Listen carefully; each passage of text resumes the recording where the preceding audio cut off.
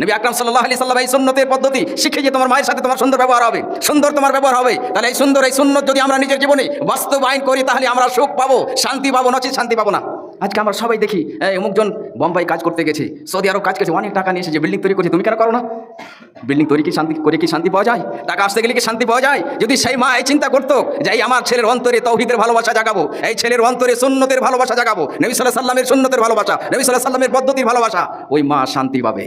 কেননা আমার নবী মুহাম্মদ সাল্লাল্লাহু আলাইহি সাল্লাম, উদাহরণ দিয়ে আমি একটা বুঝিয়ে দিই, একটা ছোট্ট হাদিস, চমৎকার হাদিস, বারবার পড়তে আমাকে মজা লাগে। নবী আকরাম সাল্লাল্লাহু আলাইহি সাল্লামের কাছে এক যুবক, এক সাহাবী রাদিয়াল্লাহু তাআলা আনহু এসে জিজ্ঞাসা করছেন, নবী সাল্লাল্লাহু আলাইহি সাল্লাম, আমার সুন্দর ব্যবহারের হকদার উপযুক্ত কে? আমি কার সাথে সবচেয়ে উত্তম ব্যবহার করব? নবী সাল্লাল্লাহু আলাইহি সাল্লাম উত্তরে বললেন, উম্মুক, তোমার মা। আল্লাহু আকবার, আল্লাহু আকবার, তোমার মা। সাহাবী বলছেন, এরপর কে? উত্তরে নবী বলছেন, উম্মুক, তোমার মা।